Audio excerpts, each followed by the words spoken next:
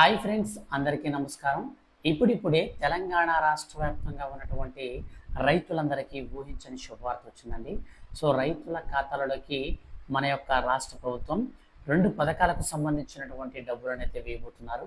వీడియోలో నేను మీకు పూర్తి వివరాలు తెలియజేస్తాను.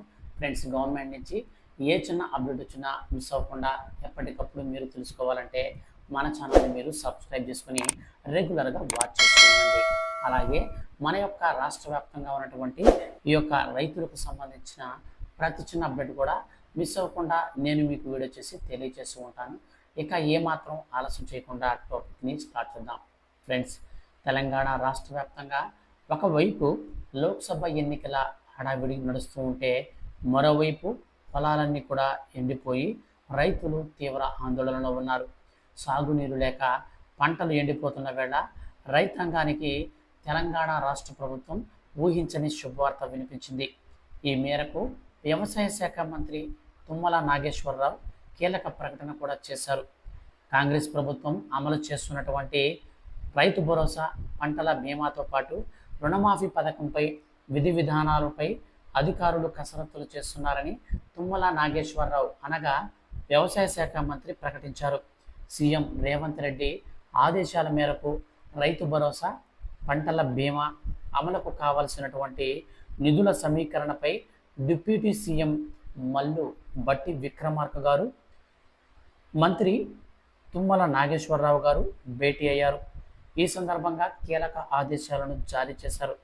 ఇప్పటి వరకు వ్యవసాయ పరపతి సంఘాలు, బ్యాంకుల నుంచి ఎవరైతే పంట రుణాలు తీసుకుని ఉన్నారో వారందరి నుంచి డబ్బు రికవరీ కోసం ఇబ్బందులు పెట్టకూడదంటూ అధికారులకు మంత్రి ఆదేశాలు జారీ చేశారు.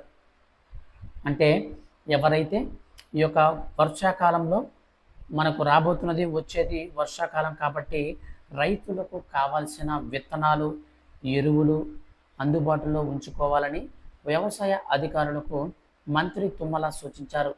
మార్క్ ఫెడ్ కేంద్రంగా రైతులకు తీసుకువచ్చే అన్ని రకాల పంటలు కొనుగోలులు సక్రమంగా జరిగేలా చర్యలు తీసుకోవాలన్నారు.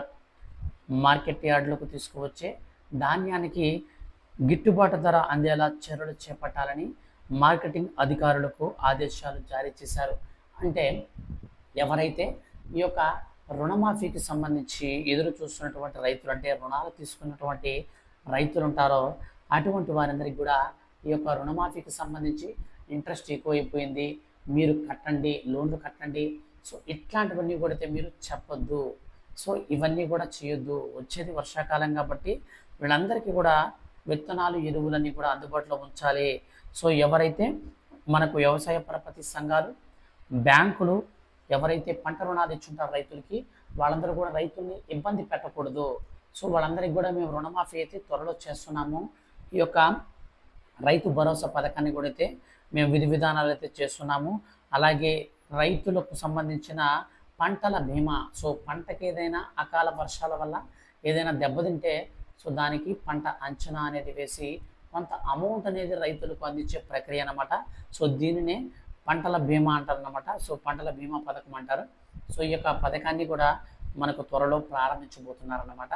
సో మనకు ఒక 3 పథకాలకు సంబంధించి, అంటే ఏదైతే రైతు భరోసా ఉందో అనగా రైతు బంధు, సో ఆ పథకం ఉందో దానికి, అలాగే పంటల బీమాకు, అలాగే రుణమాఫీకి, ఈ 3 పథకాలకు మనకు ఈ యొక్క విధి విధానాలపైన అధికారులకు రేవంత్ రెడ్డి గారు ఆదేశాల మేరకు ఏదైతే ప్రణాళికలు సిద్ధం చేస్తూ ఉన్నారు.